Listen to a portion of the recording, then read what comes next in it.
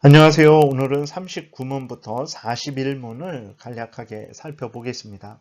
살펴볼 내용은 하나님께서 사람에게 요구하시는 본분에 관한 것인데, 하나님이 사람에게 요구하시는 것이 있어요. 근데 그게 뭐냐? 하나님의 뜻에 복종하는 것입니다. 그럼 하나님의 뜻이 뭐냐? 그랬을 때 그것은 십계명이다라는 내용으로 살펴보겠습니다.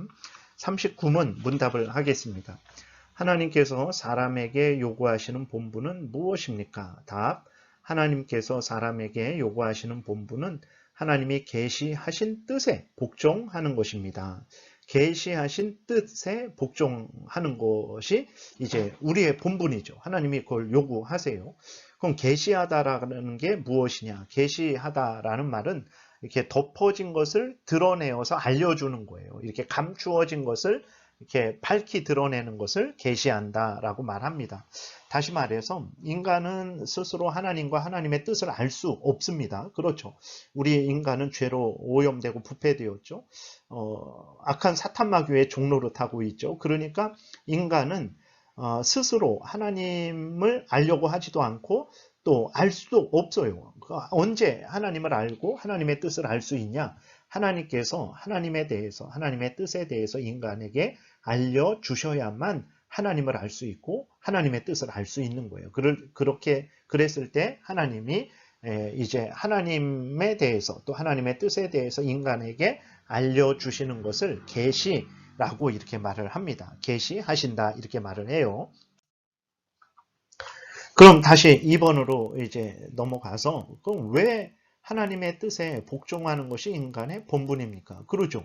아니 왜 우리가 하나님의 뜻에 복종해야 되죠? 이렇게 질문하는 사람들이 많습니다. 우리의 자녀들도 우리가 왜 엄마 아빠에게 복종해야 됩니까? 왜 엄마 아빠의 말을 들어야 됩니까? 내 마음대로 살면 안 됩니까? 이렇게 이제 또 사춘기 때 많이 부모에게 질문을 합니다. 우리가 마찬가지죠. 우리가 하나님의 뜻에 왜 복종을 해야 됩니까? 답은 아주 너무나 분명합니다. 하나님은 참된 신이시죠. 참된 신에게 신을 경외하고 신에게 복종하는 게 그것이 마땅한 거죠. 그 다음에 하나님은 창조주세요. 그래서 모든 만물의 주인이십니다. 모든 만물의 주권자이십니다. 또 모든 만물의 왕이십니다. 그렇기 때문에 하나님에 의해 피조된 인간이 자신을 만드신 하나님의 뜻에 복종하는 것은 마땅한 의무예요. 이것을 우리가 늘 잊지 말아야 됩니다. 그리고 하나님도 인간에게 하나님의 뜻에 복종할 것을 명령하셨습니다. 그러니까 하나님이시기 때문에 참된 신이시기 때문에 창조주시기 때문에 만물의 왕이시기 때문에 당연히 복종해야 되고 또 하나님이 우리에게 복종해라 명령하셨기 때문에 복종해야 됩니다. 창세기 2장 15절에 보게 되니까 여호와 하나님이 그 사람을 이끌어 에덴 동산에 두어 그것을 경작하며 지키게 하시고 여호와 하나님이 그 사람에게 명하여 이르시되 동산 나무의 열매는 내가 임의로 먹되 선악을 알게 하는 나무의 열매는 먹지 말라. 내가 먹는 날에는 반드시 죽으리라 하시니라. 이렇게 하나님께서 이제 그 아담에게 그리고 이거는 아담뿐만 아니라 모든 인간들에게도 마찬가지죠. 아담에게 그리고 모든 인간들에게 하나님의 명령에 복종할 것을 명령하셨습니다. 당연히 하나님에 의해 그렇게 복종하도록 지음받은 인간은 당연히 하나님께 복종하는 것이 마땅한 것이죠. 미가서 6장 8절에 보게 되면 사람아 주께서 선한 것이 무엇임을 내게 보이셨나니 여호와께서 내게 구하시는 것은 오직 정의를 행하며 인자를 사랑하며 여기서 인자라는 것은 이제 자비 이웃을 사랑하는 것을 말을 하는 거예요. 이웃에 대해서 자비한 거, 인자한 거 이것을 말합니다. 예수님을 나타내는 게 아니에요. 인자를 사랑하며 겸손하게 내 하나님과 함께 행하는 것이 아니냐라고 이렇게 하나님이 말씀을 하셨어요. 그러니까 하나님이 사람들에게 선한 것이 무엇임을 드러내 보이시고 하나님의 뜻을 드러내 보이시고 그 하나님의 뜻에 순종할 것을 요구하십니다. 그렇기 때문에 인간은 하나님께 복종하는 것이 마땅한 것입니다. 세 번째, 그럼 하나님의 뜻에 복종해야 되는데 하나님의 뜻은 어디에서 발견됩니까? 질문을 할 수 있죠. 첫 번째로는 일반적으로 자연 만물에 드러납니다. 하나님의 뜻이.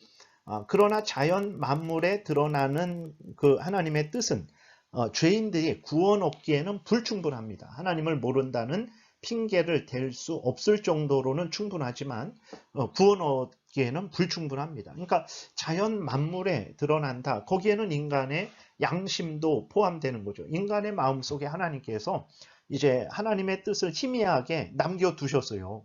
처음에 아담의 마음에 하나님께서 명확하게 알려주신 하나님의 뜻이 있습니다. 그것이 이제 도덕법, 십계명이죠. 근데 아담이 죄로 오염되고 부패되었죠. 타락했죠. 그랬는데 하나님께서 그 아담의 마음에 있는 그 하나님의 뜻을 완전히 없애시지는 않았어요. 그렇기 때문에 그 모든 인간들에게도 희미한 하나님의 뜻을 남겨두셨습니다. 그렇기 때문에 이제 세상 사람들도 이제 부모 공경하는 것이 옳다. 그 다음에 도둑질하고 살인하는 것은 잘못된 것이다. 간음하는 것은 잘못된 것이다. 이러한 생각을 갖고 살아가는 거예요. 그것이 어떻게 저 믿지 않는 사람들인데 십계명의 이제 그 두 번째 부분 6번째부터 10번째 계명에 대해서 그들이 알고 있을까? 또 그렇게 살아가는 것이 옳다라고 생각하고 있을까? 그랬을 때 하나님께서 그들의 마음속에 하나님의 법을 희미하게 남겨두셨기 때문에 그런 거죠. 그리고 그들의 마음속에도 신에 대한 그러한 종교성이 있죠. 그것이 이제 참된 하나님인지 모르고 나무를 섬기고 사람을 섬기고 헛된 우상을 섬기니까 문제가 되는 거지만 그들 마음속에 종교성이 있단 말이에요. 하나님께서 이렇게 하나님의 뜻을 모든 자연 만물에 인간에게 이제 드러내 보이셨어요. 그러나 그것을 통해서는 구원 얻을 수 없죠. 그러나 또 동시에 그것을 통해서는 이제 하나님을 모른다는 핑계를 댈 수 없을 정도로는 충분합니다. 다시 말해서 우리나라에서 뭐 500년 전에 조선 시대 때에 이제 그 사람이 하나님 앞에 심판대 앞에 섰을 때 나는 하나님을 모릅니다. 내가 하나님을 알았으면 하나님을 믿었을 것입니다. 라고 이렇게 뭐 핑계를 댈 수 있겠죠. 근데 그 핑계를 하나님이 받아들이시지 않고 인정하시지 않습니다. 왜 그렇습니까? 자신의 양심 속에 그 다음에 온 천지 만물 속에 하나님의 능력, 신성, 그 다음에 하나님의 뜻이 핑계할 수 없을 정도로 충분하게 드러났기 때문에 그래요. 그렇기 때문에 나는 하나님의 뭐 이 전도를 받지 못해서 말씀을 듣지 못해서 하나님을 믿지 못했으니까 나를 지옥에 보내서는 안 됩니다. 라는 말이 이제 하나님 앞에 받아들여지지 않는다라는 거예요. 그래서 로마서 1장 20절에도 보게 되면 창세로부터 그의 보이지 아니하는 것들 곧 그의 영원하신 능력과 신성이 그가 만드신 만물에 분명히 보여 알려졌나니 그러므로 그들이 핑계하지 못할지니라. 여기에서 핑계하지 못한다. 이것은 사람들이 만들어낸 것이 아니고 로마서 1장 20절에 분명히 천지 만물에 하나님의 뜻이 그 다음에 하나님에 대한 그 종교성이 드러나 있는데도 마음속에 있는데도 그 하나님의 뜻을 따라 살아가지 않고 탐욕을 따라서 살아간 거죠. 하나님을 대적하며 살아간 거죠. 그렇기 때문에 핑계할 수 없다라고 로마서 1장 20절에서 하나님이 분명하게 말씀을 하고 있는 거예요. 그래서 정리하면 하나님의 뜻이 어디에 나타나는가? 첫 번째로는 자연 만물에 인간의 양심에 하나님의 뜻이 나타납니다. 근데 그것으로는 구원 얻기에는 불충분합니다. 그러나 그럴지라도 하나님을 모른다는 핑계를 댈 수 없을 정도로는 충분하다라는 것을 우리가 기억해야 됩니다. 두 번째로 그러면 그렇기 때문에 자연 만물에 인간의 양심에 드러난 하나님의 뜻은 명확하지 않아요. 그렇기 때문에 하나님께서 특별한 방법으로 특별한 내용 하나님과 하나님의 뜻에 대해서 그리고 특별히 예수 그리스도를 믿음으로 구원 얻는 그 특별한 내용을 특별한 방법으로 알려주셨어요. 그것을 특별 계시다. 앞에서 1번에서 살펴본 것은 하나님이 일반적인 것들을 가지고 일반 자연 만물, 일반 모든 사람들의 양심에 하나님의 뜻을 드러내셨죠. 그렇기 때문에 그것은 일반 계시다. 일반 계시로는 이제 구원 얻기에는 불충분하지만 핑계 댈 수 없을 정도로는 충분하다. 이렇게 정리할 수 있고 그렇기 때문에 하나님을 명확히, 하나님의 뜻을 명확히, 또 죄인들이 구원 얻는 것을 명확히 알려주시기 위해서 하나님이 특별한 방법으로 특별한 내용, 이제 하나님이 어떤 분이고 또 하나님의 뜻이 무엇이고 어떻게 해야 예수 그리스도를 믿어야 구원 얻는다라는 이 특별한 내용을 드러내 보여주셨는데 그것을 특별 계시라고 말을 하는 거예요. 2절, 그렇기 때문에 일반 계시로는 불충분하기 때문에 하나님이 특별하게 하나님이 직접 나타나시거나 환상이나 꿈을 통해서 직접 말씀하심을 통해서 선지자들을 통해서 제사 제도를 통해서 그리고 신약 때는 예수 그리스도의 성육신과 예수 그리스도의 생애, 예수 그리스도의 죽으심, 예수 그리스도의 부활들을 통해서 그 다음에 또 사도들을 통해서 특별한 내용, 이제 하나님이 삼위일체 하나님이시라는 것, 하나님의 뜻은 이렇게 십계명으로 명확하게 알려주시는 것, 그 다음에 죄인들은 예수 그리스도를 믿어야 구원 얻는다라는 것. 이건 특별한 내용이잖아요. 일반 계시에는 없는 특별한 내용이잖아요. 그 특별한 내용을 알려주신 거죠. 특별한 방법으로 특별한 내용을 특별한 사람들에게, 누굽니까? 하나님의 택한 백성들에게 알려주셨기 때문에 이것을 특별 계시다 이렇게 말을 하는 거예요. 근데 이러한 특별한 방법들을 통해서 특별한 내용을 특별한 사람들에게 알려줬죠. 근데 이제 예수 그리스도께서 오시고 성경이 기록된 이후로, 창세기부터 요한계시록이 기록된 이후로는 어떻게 하셨냐? 하나님이 이제는 성경을 통해서만 이 특별한 내용을 하나님과 하나님의 뜻, 예수 그리스도를 믿음으로 말미암아 구원 얻는 이 특별한 내용을 성경을 통해서만 우리에게 알려주고 계시다라는 것을 우리가 아주 분명히 마음에 새겨야 됩니다. 그래서 이전에 히브리서 1장에 보게 되면 하나님이 여러 부분, 여러 모양으로 하나님의 뜻을 알려주셨는데 신약 때에는 예수 그리스도가 직접 이 땅에 오셔서 예수 그리스도의 모든 생애를 통해서 말씀하심을 통해서 알려주셨죠. 그리고 그것을 사도들이 정리해서 요한계시록까지 정리된 이후로는 어떻게 합니까? 오직 성경을 통해서만 특별한 내용들, 하나님과 하나님의 뜻, 예수 그리스도를 믿어서 구원 얻는다라는 이 특별한 내용들을 성경을 통해서만 알려준다라는 것입니다. 이것을 아주 마음에 깊이 새겨야 됩니다. 그래서 왜 신앙생활할 때 성경 중심으로 신앙생활을 해야 되는지 그 이유가 여기에 있는 것입니다. 그래서 디모데후서 3장 15절에도 보게 되니까 또 어려서부터 성경을 알았나니 성경은 능히 너로 하여금 그리스도 예수 안에 있는 믿음으로 말미암아 구원에 이르는 지혜가 있게 하느니라. 모든 성경은 하나님의 감동으로 된 것으로 교훈과 책망과 바르게 함과 의로 교육하기에 유익하니 이는 하나님의 사람으로 온전하게 하며 모든 선한 일을 행할 능력을 갖추게 하려 함이라. 이렇게 기록이 되어 있습니다. 그러니까 성경 하나로 성경을 통해서 구원에 이르는 지혜, 예수 그리스도를 믿음으로 말미암아 구원 얻는 지혜를 얻게 되는 거죠. 그리고 성경으로 교육을 하니까 이 사람이 하나님의 사람으로 온전하게 되는 거예요. 성경을 통해서 이 사람이 교훈을 받고 책망을 받고 바르게 함을 받고 의로 교육함을 받아서 하나님의 사람으로 온전한 삶을, 선한 일, 하나님의 뜻을 행할 그 모든 능력, 필요한 것들을 갖추게 된다라는 것입니다. 그래서 왜 그렇습니까? 이 성경은 하나님의 감동으로, 성령의 감동으로, 성령의 역사하심 가운데 그 모든 그 구약과 신약을 통해서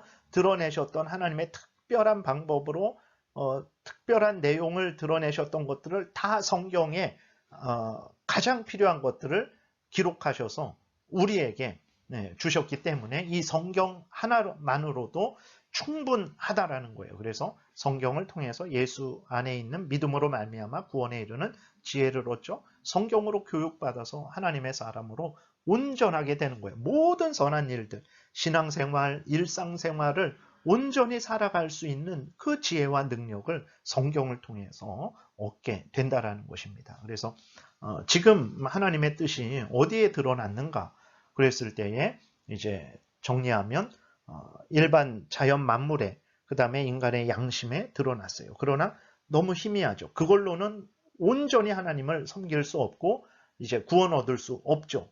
그러나 그렇다고 해서 그에 부족하고 버려야 되냐? 그러지 않습니다.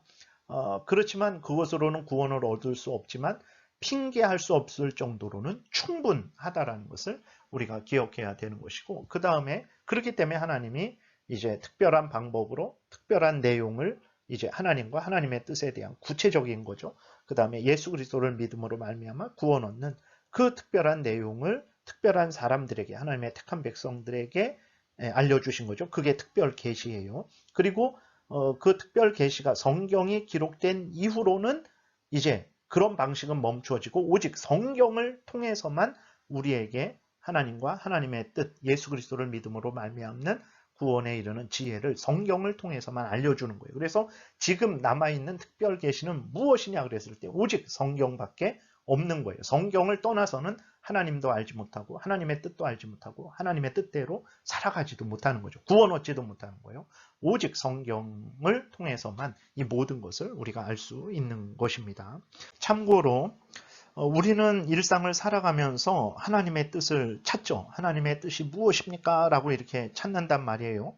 근데 그 하나님의 뜻은 무엇입니까? 우리가 찾는 하나님의 뜻은 우리의 구체적인 삶의 현장 속에서 살아가는 데 필요한 지혜를 찾는 거죠. 이 직장을 가야 되나, 저 직장을 가야 되는가, 이 일을 해야 되는가, 저 일을 해야 되는가, 이제 그러한 차원의 하나님의 뜻을, 그러니까 우리의 삶을 인도해 주시는 섭리적인 하나님의 뜻을 찾는 거죠. 그러니까 인간을 향한 크신 하나님의 뜻은 이미 명백히 드러난 거예요. 어디에 드러났습니까? 성경에 드러난 거예요. 하나님의 뜻은 이제 더 이상 이제 우리에게 알려줄 필요가 없습니다. 왜 그러냐면 성경에 완전히 드러났기 때문에 그래요. 근데 우리가 찾는 하나님의 뜻은 이제 일상생활에 있어서, 신앙생활에 있어서 지혜롭게 살아가고자 하는 차원의 하나님의 인도하심을 말하는 하나님의 뜻이죠. 그랬을 때 우리는 어떻게 그 일상생활에서, 신앙생활에서 그 하나님의 뜻을 찾을 수 있을까? 그것은 어떻게 하냐면 이미 드러난 하나님의 뜻, 객관적인 영원하신 하나님의 뜻, 성경에 드러난 하나님의 뜻, 더 요약하면 십계명을 통해서 드러난 하나님의 뜻, 그 뜻을 따라서 살아가면 되는 거예요. 십계명을 따라서 십계명의 요약인 하나님 사랑, 이웃 사랑대로 결정하고 행하면 그것이 하나님의 뜻입니다. 우리가 일상생활을 살아가는데 우리를 향한 하나님의 뜻이에요. 그렇게 했어요. 십계명을 근거로 해서, 성경을 근거로 해서 다 이렇게 점검을 했더니 이제 십계명을 어기지 않는 뭐 두 가지 그 경우가 남았어요. 그럼 어떻게 해야 되냐? 자신의 형편 사정에 맞게 자신이 더 선호하는 쪽으로, 그것이 성경을 어기지 않는 것이고 그것이 교회법을 어기지 않는 것이고, 그렇다면 끝으로는 이제 그 자기가 자기의 형편에 맞게 이것이든 저것이든 선택을 하면 되는 것입니다. 물론 이렇게 간단하게 답이 나오지 않는 일들이 허다하죠. 그럴지라도 이렇게 우리가 첫 번째로 성경의 근거에서, 두 번째로 이제 그 성경의 해석인 이제 교회법의 근거에서, 그 다음에 이제 우리가 우리의 형편 처지의 근거에서 그 우리의 일상을 살아가는 데 필요한 하나님의 인도하심을 구해야 돼요. 하나님이 이렇게 사용하라고 성경을 주신 거예요. 그런데 우리는 이러한 차원으로 성경을 사용하지 않는 거죠. 사신문을 살펴보겠습니다. 하나님께서 인간에게 복종에 대한 규칙으로 처음 계시한 것은 무엇입니까? 답. 하나님께서 인간에게 복종에 대한 규칙으로 처음 계시한 것은 도덕법, 즉 십계명을 말하는 거예요. 십계명입니다. 그래서 이 앞에서 계속 말씀을 드렸죠. 도덕법이라는 게 뭐냐? 도덕이라는 것은 이제 하나님과 인간의 관계, 인간과 인간의 관계에서 마땅히 이제 지켜야 될 그러한 어떤 그 마음과 삶의 태도죠. 그럼 도덕법은 뭐냐? 하나님과 인간의 관계, 인간과 인간의 관계에서 인간이 마땅히 가져야 될 그 마음과 삶의 태도에 대해서 명령하신 법이 도덕법이에요. 그것이 십계명입니다. 첫 번째부터 네 번째는 하나님과의 관계를 말하는 거죠. 다섯 번째부터 열 번째는 인간과의 관계를 말하는 거죠. 그렇기 때문에 하나님이 처음에 아담을 만드시고 모든 인간의 대표인 아담에게 하나님의 법을 알려주셨어요. 그럼 그때 알려주신 법이 무엇일까? 그건 도덕법이죠. 하나님을 어떻게 섬기고 인간 서로 간에 어떻게 서로 섬겨야 되는지, 살아가야 되는지. 그게 도덕법입니다. 그것은 바로 십계명이에요. 그래서 십계명이 출애굽 때 처음 주어진 것이 아니고 이미 아담에게 이미 선포된 거예요.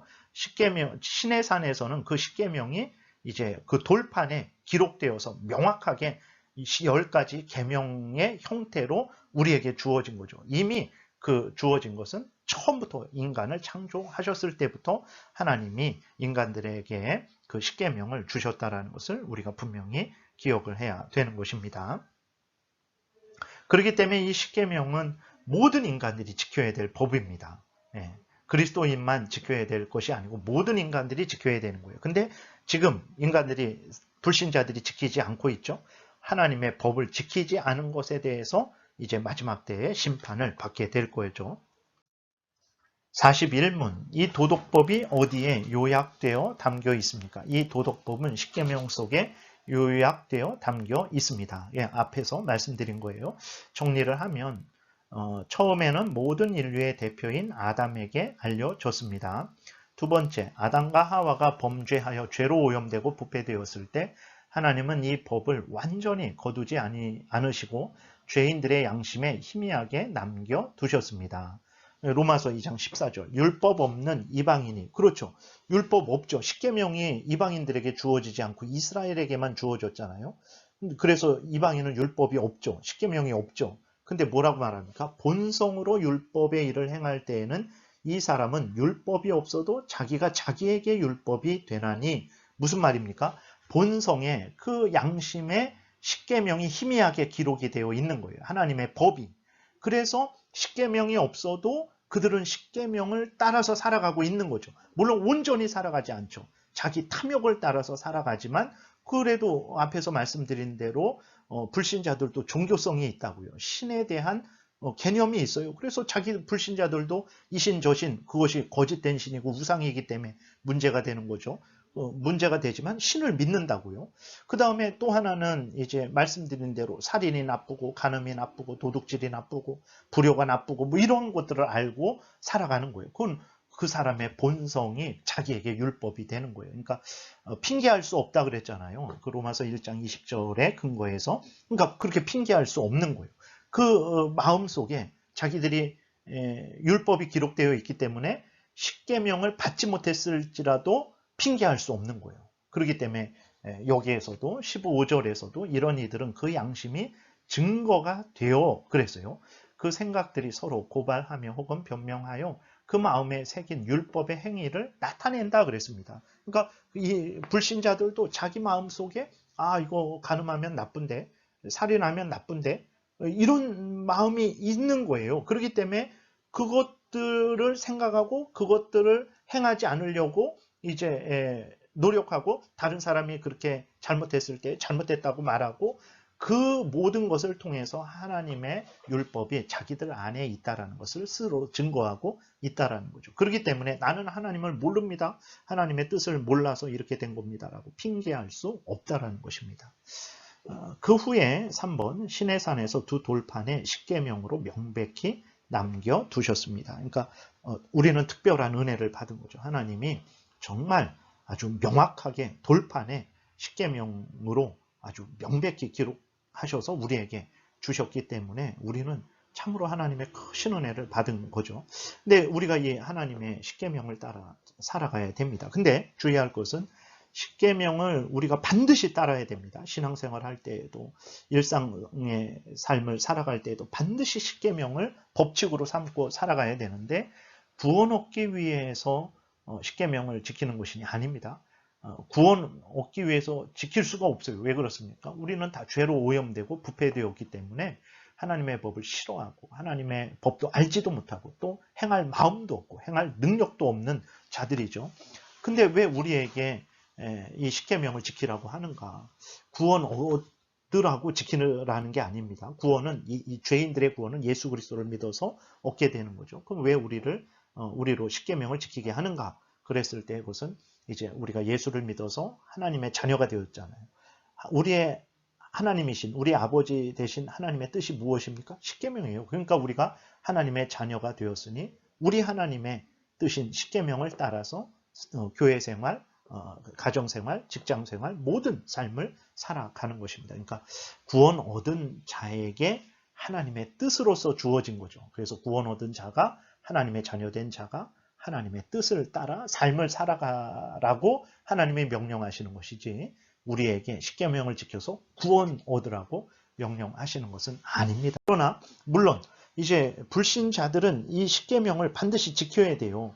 그러지 않으면 죄인이죠. 그래서 지키지 않으니까 그들은 죄인입니다. 그러면 이 죄에서 벗어나지 않으면 그들은 이 죄에 대한 영원한 형벌을 당하게 될 거죠. 이 죄에서 십계명을 지키지 못하는 죄에서 벗어나는 길은 무엇입니까? 그것은 바로 예수 그리스도를 믿는 거예요. 그런데 예수 그리스도를 믿으라고 전도를 해도 믿지 않는 거죠. 그러니까 불신자들의 죄악은 정말 죄악의 죄악을 계속해서 짓고 있다는 것을 우리가 알 수 있는 거죠. 그런데 하나님이 우리를 사랑하셔서 창세전에 예정하셔서 성령의 거듭나게 하심을 받게 하시고 또 예수 그리스도를 믿어서 구원 얻게 하신 거죠. 그리고 구원 얻은 자로서 이제 하나님의 법인 십계명을 따라서 복된 삶을 살아가게 하시는 것입니다. 우리들이 이러한 큰 복을 받았다라는 것을 우리가 생각하고 하나님의 뜻인 십계명을 더욱 사랑하고 십계명을 따라서 교회에서 가정에서 직장에서 국민으로서 항상 살아가야 되겠습니다. 기도드리겠습니다. 살아계신 하나님 감사합니다. 하나님의 뜻이 하나님의 법이 성경에 명백히 기록되어 싸우니 하나님 우리가 항상 성경에 창념하게 도우시고 성경에서 알려주시는 대로 믿고 따르게 도우소서 예수 그리스도의 이름으로 기도드렸습니다. 아멘.